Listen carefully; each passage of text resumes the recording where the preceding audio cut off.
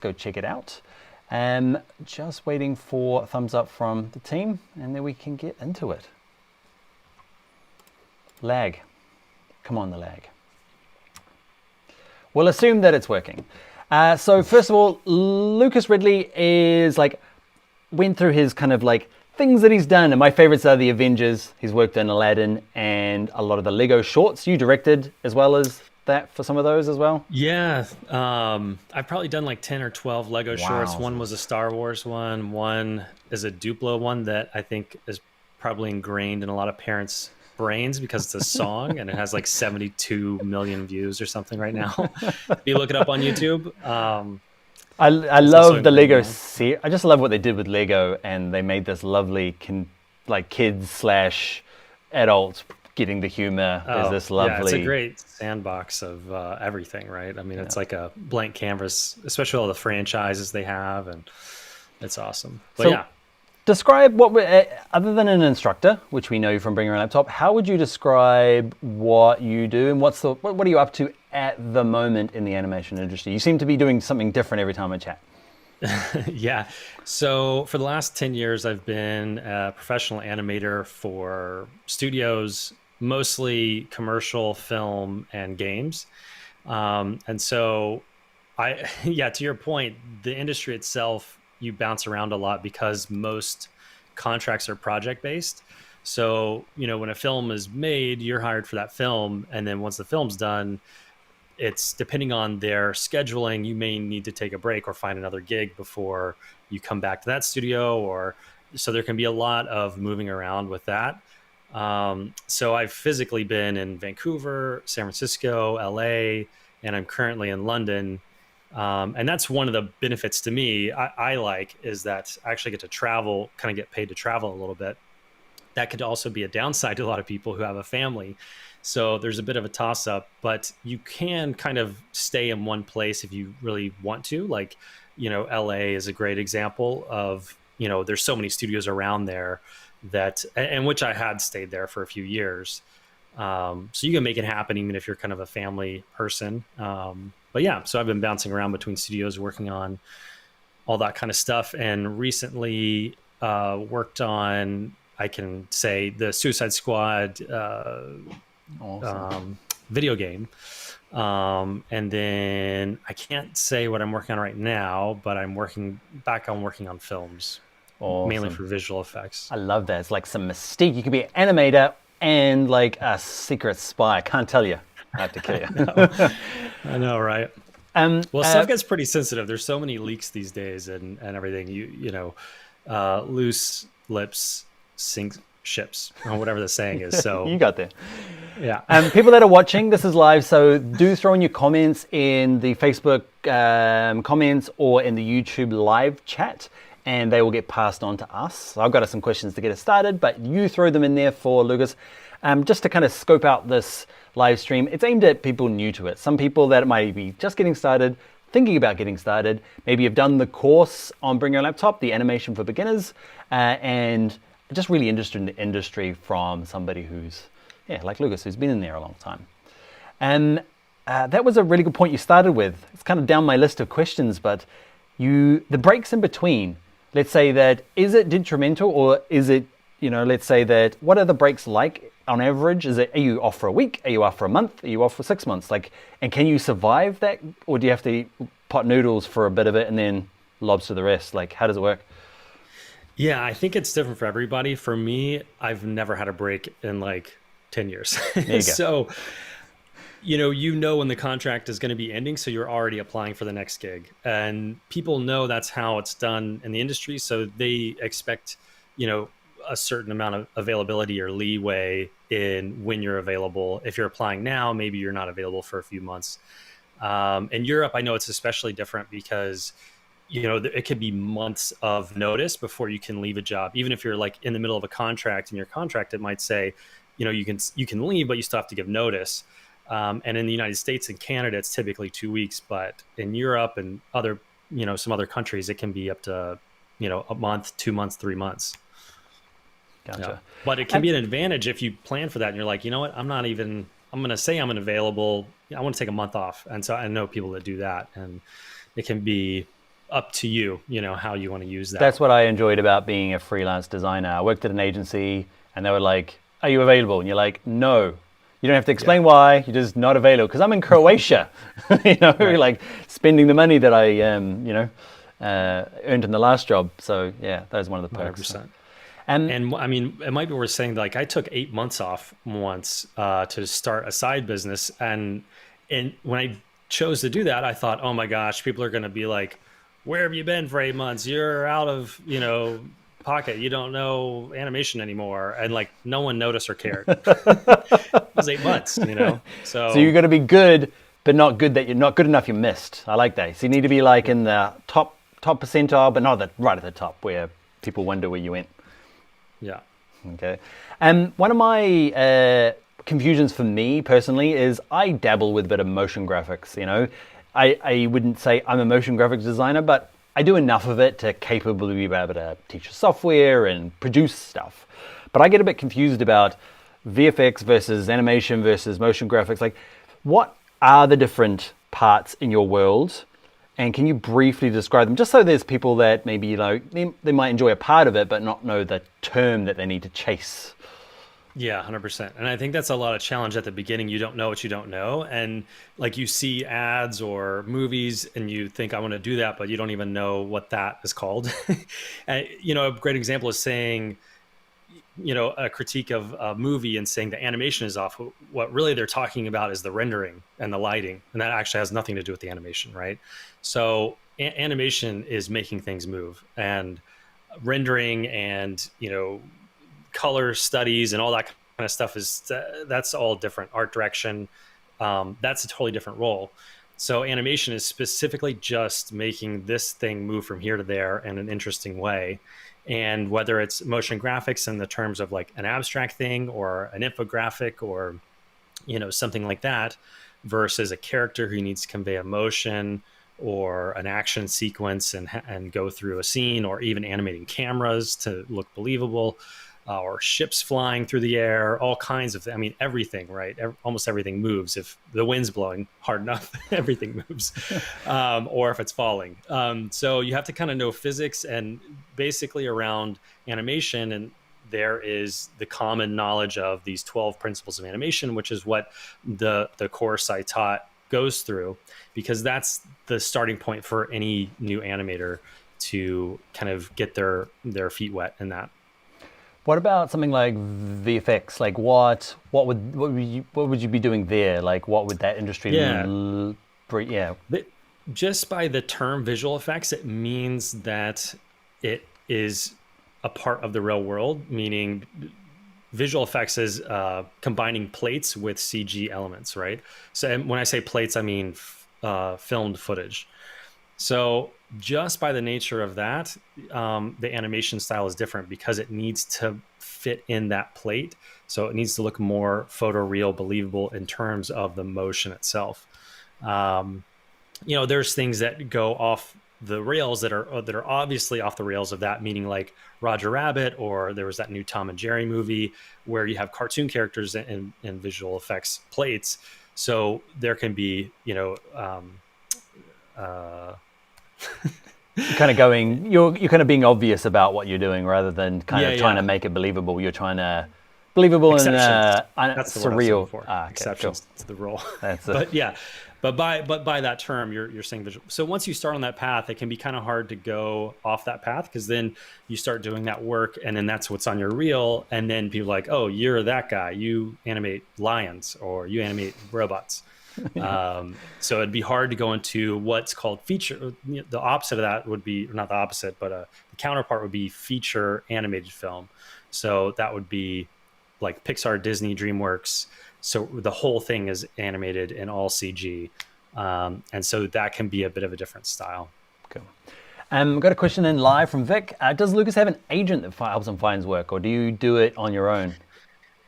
No, I don't. But I recently found something interesting about going into games, that there are a lot more headhunters in games. So they will kind of scroll through your LinkedIn profile, and sometimes whether you're a good fit or not, they will reach out to you and say, that you are a good fit, when in actuality you may or may not be, Yeah. because they're not the artist that has the technical knowledge. They are just kind of the headhunter. So you have to kind of take everything with a grain of salt when you do get headhunted like that. Because also these people have typically, they're incentivized they'll get kickbacks if you're successfully hired. So that's how that business model works for them. I know, if I wanted to be a creative director, there might be a producer or an agent role. Or early on in my career, I was actually offered to co-direct a feature film in Montreal, like right out of film school, and actually declined it. Actually said no. And part of that was because I didn't feel I was ready for it. And I didn't want my reputation to be right out of the gate, I'm falling flat on my face.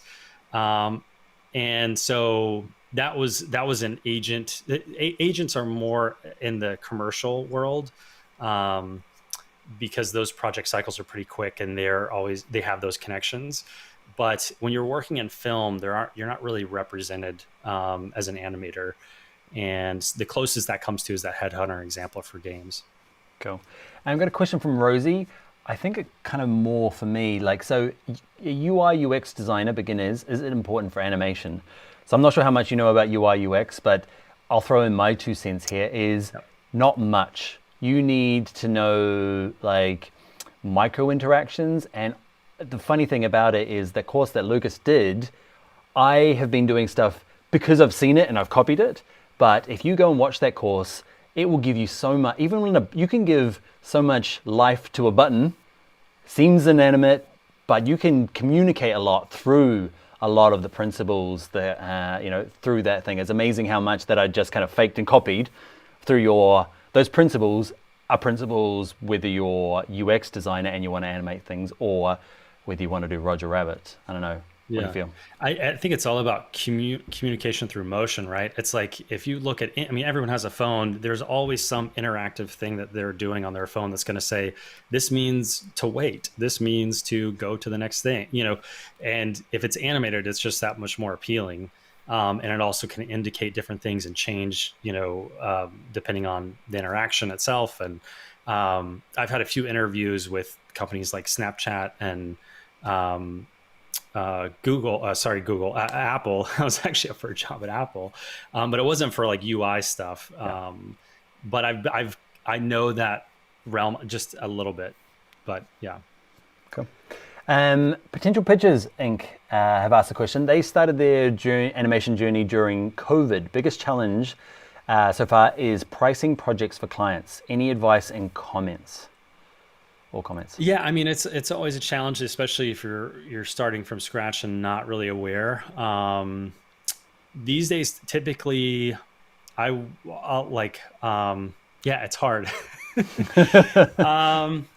I struggle with it. Do you price per hours? Do you price per job? Like, let's say, right. Let's give because I guess there's lots we could do. Like, being a co-director is different from being, let's say it is a smaller project where you need to build a character for a TV commercial, let's say an animation character. Is it normally a pack price? Is it this many hours? Is it not normally a whole? Yeah, it depends. So what I do is a flat rate.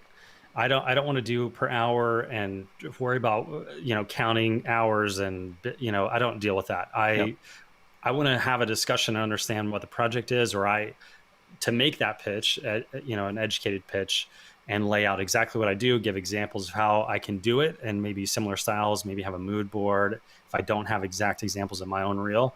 And then I'll have a flat fee associated with that, just because I know I've done the math so many times, and I know how long the thing takes. So you can kind of like reverse engineer from an hour standpoint, and then you can build in the iterations on client notes, depending on if you've worked with them before and you understand how long that could go. And or in your pitch, you could say, 3 revisions, and then you go to hourly. And so that incentivizes the client to get their revisions in very articulate and concise on those first 1 or 2 or 3, whatever you say. Those are just ideas. It's not like the only way to do it. I know people so tough pricing, isn't it? Like anything is, I know now what I do for anything as I price way high, but that only comes when you have a bunch of work to turn down, but when you're new, you really don't want to lose it. So you end up pretty much the first half of your career, you get underpaid. And then the second half of your career, you finally figure it out.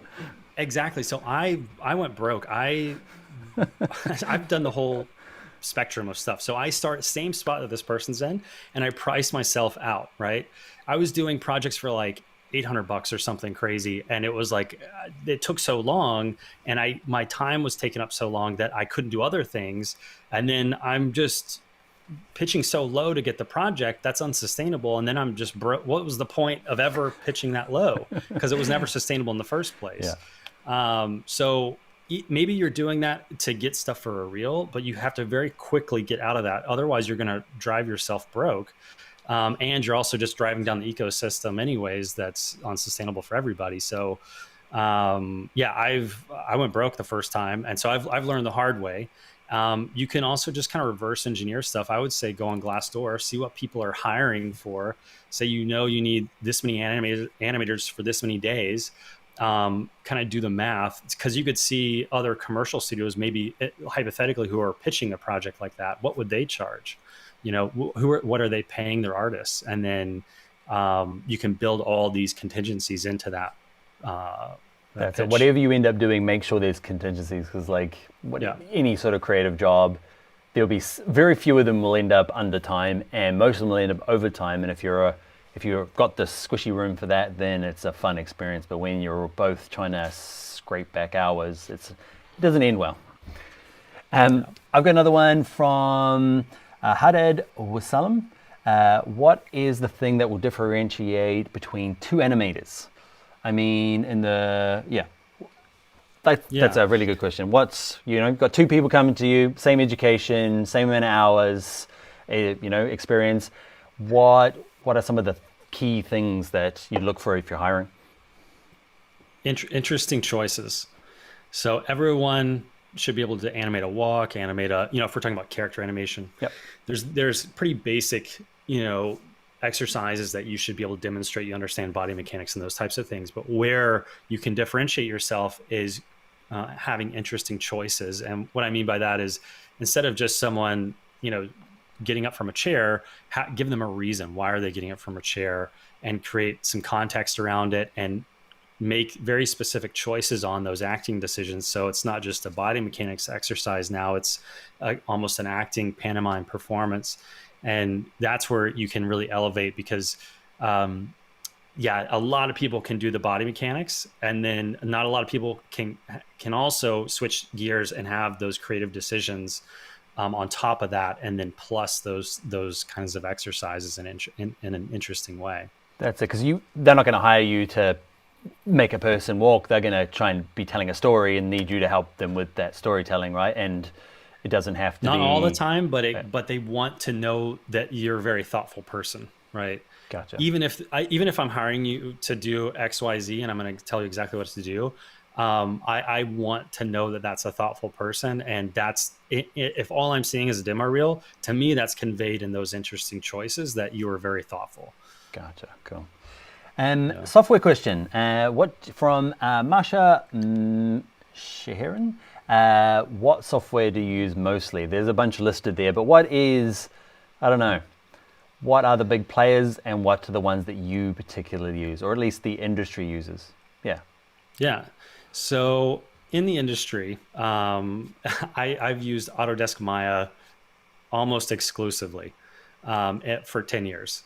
So that's what I learned in school. And the reason why I learned it was because of that. Everyone knew that that's what you're going to get hired into, because these big studios have built pipelines built around this, specifically for animation. For modeling, it can be different. You could have ZBrush, and basically from modeling, it's just kind of an OBJ. You could pass an FBX. There's all these different file types, and that can get passed into rigging. Once it gets into rigging, which means adding a skeleton to a character, which is what the animator manipulates through a control rig attached to that skeleton, that pipeline starts to need to live in its own ecosystem so that the rigging and animation can live together.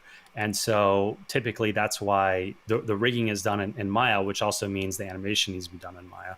Big studios for years and years and years have invested millions of dollars through development and pipelines. They're not going to, it doesn't make any sense for them to switch to even free software, right? Because their budget, the budget for a license of Maya is so small compared to the scale of projects they're doing.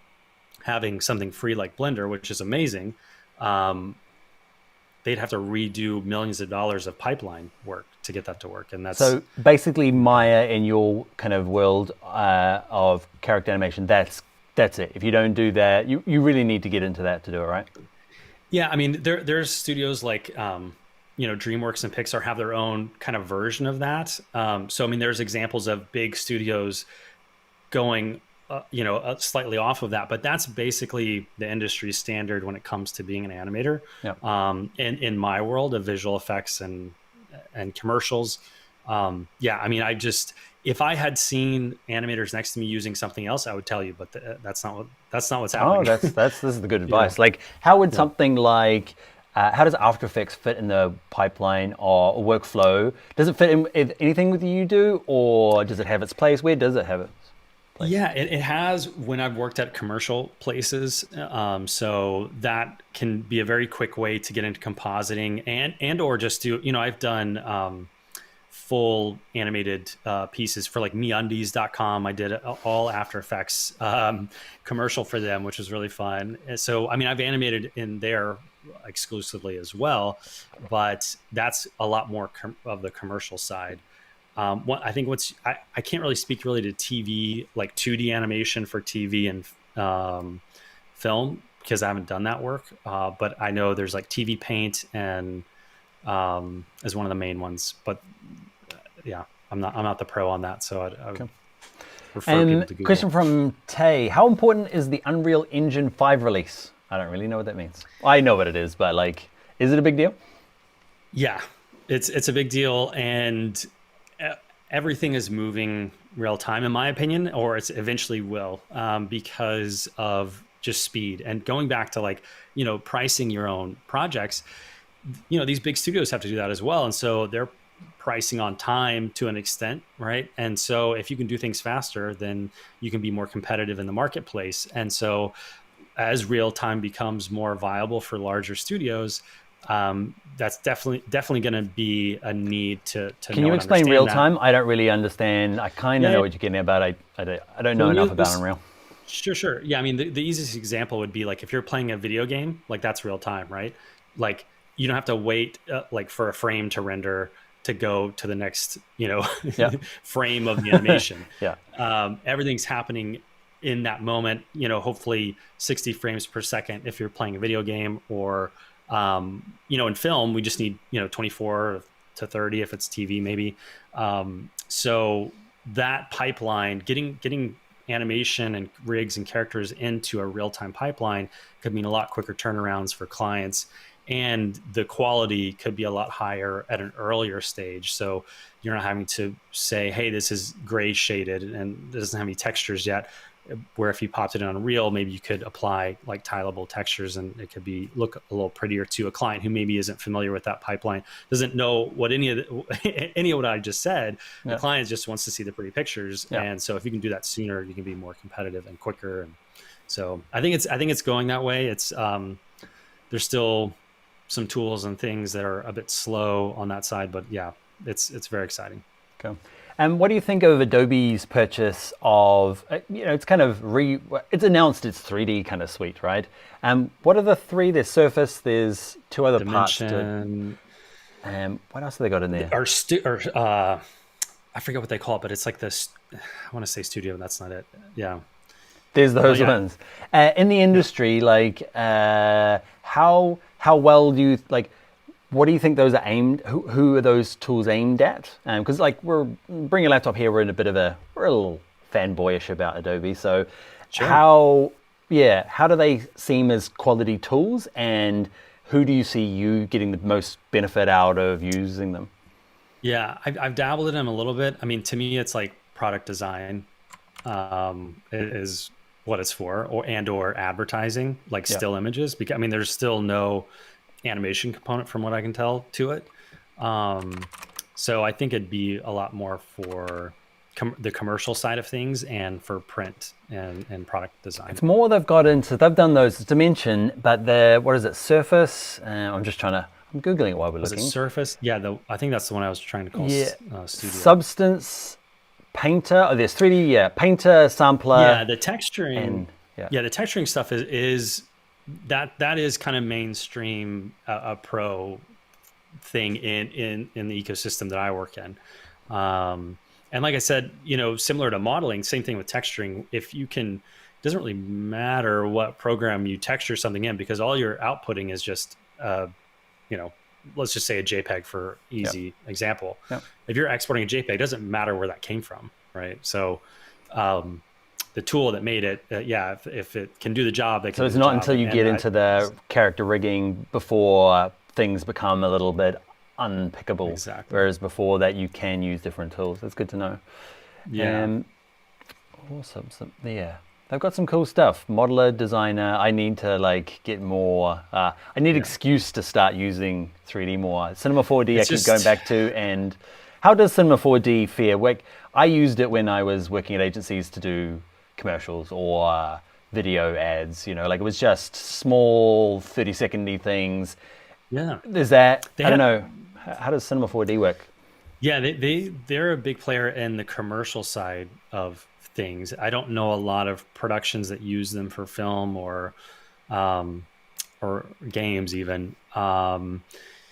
Games could maybe be an asterisk to this kind of stuff, because a lot of times you are exporting just like an FBX or like a skeletal animation. And so where it's animated in doesn't matter as much, but now that you can start animating in Unreal, then that's its own thing anyway. So it can kind of, there's a bit of a flux happening right now, but the little bit I've used Cinema 4D, it's been super cool. I actually taught a bit of a class on using Cinema 4D Lite to create a character. So if you have After Effects, you actually have Cinema 4D Lite. That's what a lot of people don't know, right? There's this magic you can go into. If you've got After Effects, you've got the Lite version, and you can do quite a lot. That's what, if I was going to make a course, it was going to be the rendering is very painful. It's very slow. They don't give you an advantage there, but you can get into 3D even if you just have After Effects. And so that's why I made that other course for that, just to demonstrate. I kind of hacked together animating a whole character just out of primitives. They don't give you a ton of tools, but you can actually create an entire character. So go check it out. What's the name of that course? I can't even remember. Lucas Ridley, Cinema 4D. You'll find it. Because I don't think I'll make a course on Cinema 4D. Because I'm not very good at it. Wow, I'm only okay at it, and I feel like Adobe. Well, the fun thing with these have bought this other 3D stuff. Once you understand like a polygon is a polygon and a bone is a bone, and you have to weight it, and there's UVs. There are universal concepts that go across Blender, Cinema 4D, Maya. That there's gonna be a keyframe somewhere. What's that button? There are these concepts. Once you understand the basics, you know what to look for, and say, hey, there should be a graph editor here somewhere. Where is that? I need to adjust the curves. I can totally vouch for that. I know enough of Cinema 4D to bash my way through other programs if I have to, because like you said, it's once you've learned the fundamentals, they're not completely different. It's like moving from XD to Figma. They're doing the same sort of job with things renamed slightly different under weird function keys. Yeah, and I was even hired at a job, my last job I had for 2 years at Rocksteady. I didn't know Motion Builder and I didn't know Unreal, and those are the only two softwares I used for 2 years, and I was hired into that job. And did you have to kind of I'm good at this and go learn it? Or is it just known that if he's good at that, he'll be okay at this? If you're a good animator, they know with a week, 2 weeks of training, you can animate in anything, really. Cool. And so if you are I will say, I mentioned Autodesk Maya earlier, and a lot of people are like, it costs too much. They actually have an indie license, which is crazy cheap compared to what it used to be. It's like $280 now, I think, in the United States. It might be priced different in different countries. But for a year, it was like 10 times that almost. So it's a huge steal. And the only caveat to that is that you can't make more than $100,000 or something a year. But even just having that for a year is crazy cheap. But even if you don't want to use that and you're using Blender or something free, just know that those concepts are transferable But you might need some lead time to like get up to speed. And because I mean, one of the big things that I think isn't maybe taught as much is how valuable speed is, how quick you are as an animator, and how quick you can turn something around. One kind of fun example is I was working on Transformers, and Michael Bay wanted to see like this sequence of shots together, and they sent me 2 of them, and I turned them around in 45 minutes. And so they were able to get it in the edit, and he could see it that quickly and be like, do I even want this sequence in the movie or not? And so that will get you noticed when you're solving problems quickly for your supervisors at a studio, especially if they're time sensitive like that, because they're under pressure as much as anybody. But that's something to just keep in mind, is speed. When you're transferring skills from a software, you're going to be much slower, ramping up to getting to that same level. So just be prepared for that. Cool, man. No, that's good advice. Hey, Emma's got a question. I'm gonna kind of paraphrase. What are the jobs available at the moment? Like I know in my industry, everyone wants to hire a designer who's doing UX. In your industry, Learn what's Python. What's that? Learn Python. Okay. So people want to code their way to animation, right? Pretty much. I mean, so I say that jokingly a little bit, but also seriously. If you can animate and Python, you're going to be like the unicorn of your department, because there's not a lot of people that can wear both hats very well.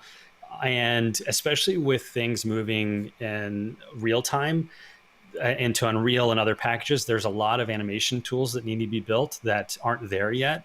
And so I know a lot of people are looking for someone who knows animation well enough to know what tools need to be built, and they can also build them. Cool. So that's something that might tie together. Sorry, Karen.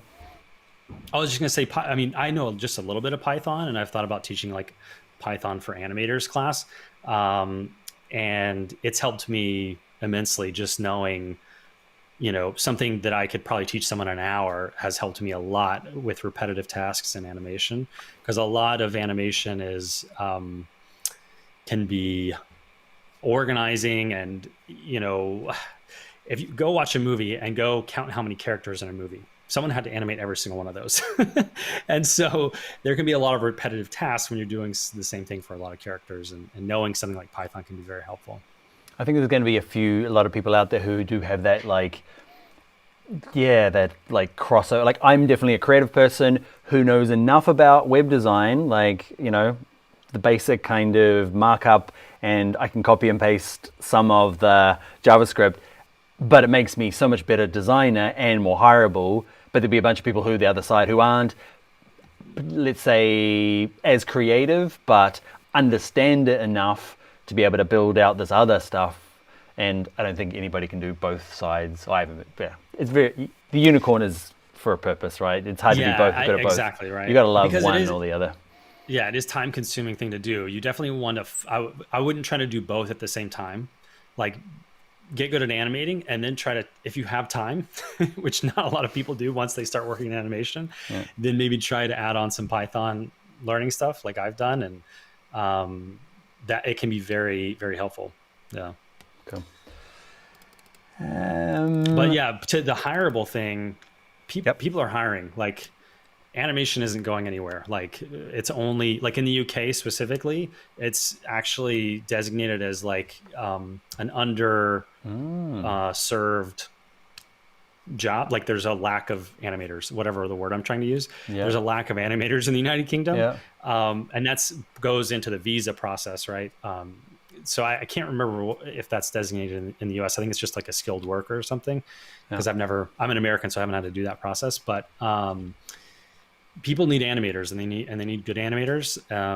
So yeah, it's definitely a hireable. So it's not to uppy to the righty kind of career path, not It's competitive. I mean, you have to be good, because the level of quality has to be high. But like, there's so much work being done, through streaming services, especially now, and just games, mobile games, console games. Like, it's just, there's so much work that has to be done. Like, there is just not enough people filling the void. I mean, sometimes I'll get headhunters asking me for recommendations because they can't find people.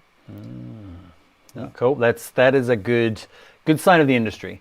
Can I ask? So from Carol, if we start off with 2D animation, what software would you recommend? After Effects, for sure. I think, Duik is a great for rigging stuff if you want to get your character kind of rigged up quickly. Rubber Hose, there's all kinds of little, scripts and plugins you can use to make a character. That's in After Effects, or are they separate products? Those are those can be in After Effects. Yeah, those are plugins. Duik is for DUIK is a free thing. And you can use that to rig up characters. Rubber Hose, I think, is paid. But that's how, if I've got an explainer, I teach After Effects as well.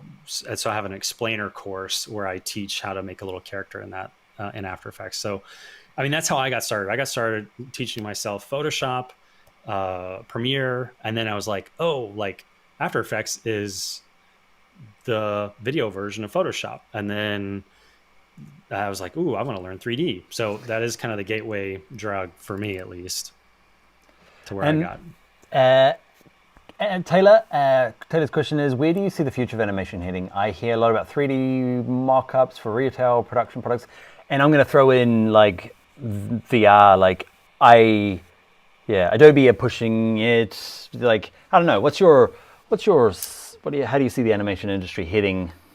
Yeah, so I've actually worked on a couple of VR projects for Clash of Clans, and Ready Player One wasn't a VR movie or anything, but it was on the subject of that. But funny thing was, I read that book while I was working on a VR project, so I was reading about in the future, people will go to work and school and these, and then I'm at work. Actually, I'm the future's here. It's kind of scary, but I think those are very catch headlines very well.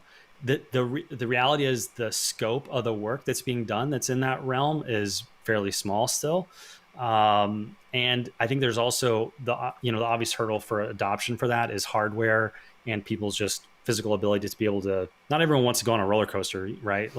And that's what being in VR can be sometimes. Yeah. So I think there's going to be maybe some friction there adoption wise, but everyone likes going to movies and watching movies. So I think I wouldn't get too focused on worrying about the future in that regard, because a lot of the traditional media is always going to be around. And maybe it'll be tweaked in ways to fit these new markets. But,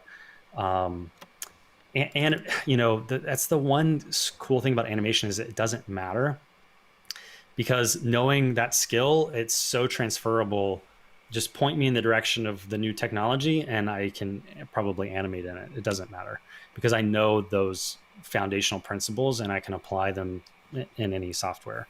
Knock on wood. Famous last words. But yeah. Cool. And just reading through Rosie. How long does it take to go from an animator to start doing getting paid to be an animator? Let's say Yeah. It depends on how much time you have to put in because it can be a very time-consuming thing. I'm mentoring some students right now, and also I haven't mentioned this yet, but I wrote a book about all these kind of topics about how to get in. You can go to ebook.digitalcreatorschool.com to check it out. So it depends on how much time you put in. I like to think if you were doing maybe 40 hours a week, basically what a full-time job would be, that maybe after a year you could be at a hireable state, depending on if you have mentorship. I mean, that's what appealed to me about animation was it had this very kind of crafts person. It's like a blue collar art job kind of thing. And you have to kind of have a mentor to accelerate. You can't. It's very difficult to go fast on your own in animation. So you definitely want to try to find a mentor to some degree, or go to an online school or in person, and get that type of feedback. Otherwise, you could spin your wheels for weeks on something that someone could tell you in 5 minutes what you're doing wrong. How do you find So a mentor then? Let's say, so you're saying about a year, if you're really hard at it, could get you to a point where you might be able to get your first kind of go at the possibly, industry if yeah. you've got a mentor. How do you typically find a mentor these days? Like what's a good way? How's it normally done? There, yeah, you could. There's a, it's a good question because, like, I know people who are doing one-on-one mentorships, and they're they do have a presence online, but I don't really know how you would like maybe search for them. If you're watching a bunch of animation videos or going, like, what I like to do is watch your favorite movie, go through the credits, and sometimes nowadays it's like digital artists and they don't really like separate out animators, but pick names in the credits. If it's not a supervisors are like in the rarefied air, they don't probably even have a LinkedIn profile. But if you go on like the digital artists or the animators, you could just like start picking out names and Google these people, and maybe they already offer that service on their website. And if they don't, ask them like, "Hey, can I hire you for this many weeks? This is where I'm at." You want to make sure that you're also in a position to be mentored. So you can definitely do a lot of legwork up front to like learn the software, because like learning software and learning animation are not the same thing. So you could learn the software and get ready to then learn animation in that software, because that software is just the tool. But you don't really know how to use that tool. Like, I could show you like this is how a hammer works, but okay, build a house like that. There's a huge disconnect. That's a good Right. analogy, and I think that's a really good point about mentorship. Like, we bring a laptop, we try and the people at work we work with trying to find mentors. It's never ever works out like mentors.com. It's always, hey, there's this guy, he spoke at this thing that I was watching, hey, he delivered this other thing, and just reaching out to them all the ways possible and being very clear about what you want from them, and and respecting their time and having an end date like you mentioned, I think makes it all very doable. And I know when I first got started, when people wanted mentorship for me, it was very it made me feel really good and I felt special and important. I don't do it in the moment just because of volume and trying to do I think I can mentor more people through video. But I remember when I was younger, it's such a privilege to get asked sometimes, and you can just find the greatest person at the right part of their career without, just by being creative, trying to figure them out, right? Yeah. And I think exactly what you said is like, no, before you don't want to miss your shot when you take that shot to ask for a mentorship. And so what I would say is do your research, know who you're asking, right? Have an educated Dear kind of first name. response. Yeah. Right. Know who you're talking about, because you could, like, if someone came to me, like, I want to be mentored to be a modeler. It's like, that's not really what I do. Right. And so I already know, like, step one, you need to be doing a lot more research before you even get to that stage of asking someone. But so and have like a clear ask. So you could say, and show the work, like, I'm at this stage, or maybe you can tell me what stage I'm at. Am I even ready to be mentored, or should I do self-study until I get to a certain stage, and then I can do a mentorship with someone, or, go to an online school or something. That's great. There's lots of things in there. People watching that one love, just like, I don't know. I think the language that you used and making everything very conditional, and like it seemed the way you delivered it there it felt really easy. Clearly, you understand that process really well, and I don't very well, but like I feel like you had some great bits in there of like what not to overreach, and like I'm not even sure all the right words, but I think Well, I mean, you you got have to, yeah.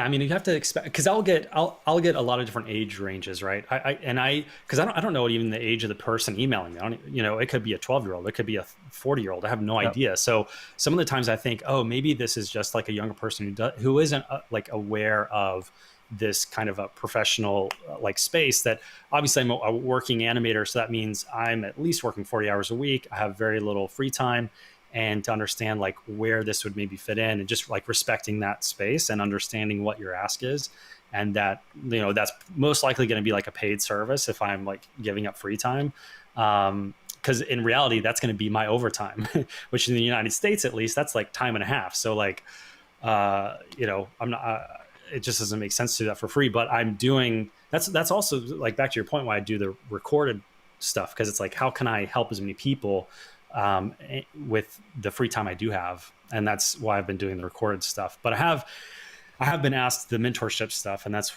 why I know, the people who have actually accepted and what they said, and So do you provide it like, ooh, mature, kind of respectful response to that. cool. Potential pitches, another good question. Best way to promote yourself and skills. Like, is there a place? And I actually promote myself with that question, because that piggybacks off that. Are you Potential Pitches Inc? You sending questions to yourself? that name is kind of suspicious. No, that's not me. Yeah, I'm like silently talking. But I am gonna. I do want to create a program, because I know those pain points that people have, and I do want to open up like a small group. Maybe I'm mentoring maybe only like a dozen people at a time through like a 6-month program or something. So I'm actually developing a kind of an accelerated character animation program called Animator's Journey. And if you want to sign up to get on that email list, you can go to digitalcreatorschool.com/animators-journey. We'll put all the links in the description now. Yeah. Taylor will be furiously putting it under this video, so or you can replay it, but keep going. Yeah, so that's me promoting myself. But the question was how maybe as an artist that you promote yourself. And these days I think it is, you can have a huge impact on social, but you have to do a lot of volume, because you can't just put out one thing on Instagram and think, I'm going to get 1 million views and it's going to go viral and I'm going to get hired from it. That's just not the reality. So consistency is super important. So don't burn yourself out. You need to be, it's a marathon. It's not a sprint. You need to be setting the right pace for you to create work consistently. Otherwise it's not sustainable for you to like do this huge project in a short amount of time and you get burned out and you don't do anything for 3 or 4 months. So it's like any job, right? Like you need some sort of boundaries of, I'm going to do it for this long, I'm going to do this many things, and then reevaluate and then move forward. Because finished is better than perfect. That's another good point. Yeah. Cool. And we're getting close to the end. Let's do one more question. If people that are watching, especially on YouTube, like and subscribe. Okay, and make sure you subscribe to Lucas's YouTube channel. What's the title of your channel, Lucas? Well, I'll figure out one more question. Digital Creator School. I keep wanting to say .com at the end of it, but it's not. Because I want to say digitalcreatorschool.com in my YouTube videos. But it's Digital Creator School, and I'm putting out like a video a week. And I actually have an animation secrets series I've been doing. That's a great series, man. Like I love watching that. I'm on like number 18 or 19. Thanks. Yeah, thanks for watching. Yeah, that's cool, man. Yeah. Let me find a good one. Let's talk about internships and junior positions. Is it that kind of industry where you get into internships, or do you just start as a junior animator? Yeah, I mean, there's always those memes of like, junior position need like 10 years experience or something, which is always painful. And I think it's slightly true for any industry. Yeah. In some of the places I've worked, this is an ongoing discussion, and people are aware of just having a healthy ecosystem of workers, that you need juniors, right? Like people are going to age out, or they're going to retire or change careers, or, what have you. And so just for the ecosystem of, I mean, like I said, there's a shortage of people really right now. And so like there does need to be that fostering that happens. And I think there are studios that are aware of that. And the ones that I know that when they do post junior positions, they will have thousands and thousands of applicants. So I think that makes them reticent to do it again the next time. But like just for their own health of their ecosystem of the studios they're working in, they do foster that. But it can be very difficult to get your foot in the door, which is like why I wrote that book, the ebook.digitalcreatorschool.com, because you don't want to be wasting a ton of time doing the wrong things. So yeah, how I did it, I could maybe give my example real quick, because I did. Yeah, that'd be great. Yeah, I did go to in-person school for a year. I went to Vancouver Film School. So it's not cheap. I'll just say that, especially for I'm not Canadian. It's more expensive for non-Canadians. But I knew I had Tens already of gone to, thousands of dollars, thousands of dollars. I think it's like 50 grand or more. There you And go. then you also have to prove that you have like living expenses. So I think for me, it was like and Vancouver is a very expensive town. And I think I spent like 25 grand in a year to live in that city. So you're $75,000 in there. But when you compare it to like, college, or I think the average art school in college is like 116,000 per year. And those are 4 years. I already had a 4-year degree studying forestry, totally not the same thing. So I didn't Animating forests? No. managing private forest stands, but There you didn't go that route. But so I didn't want to go through 4 more years. I was like 26 at the time, and I was like, I need a job. I want to start getting paid as soon as possible. The quickest route to that is this 1-year program. I also looked at other online schools, which I actually have taken some like individual workshops with online schools, because like that's part of animation, is you're always learning. I didn't just like get hired and then I'm like never taking classes again or stopping learning. I'm always trying to stay sharp, and that's the appeal to me, is you do have to stay sharp all the time. It's not like something you just get perfect at it and you're always going to be perfect at it. It's always a challenge.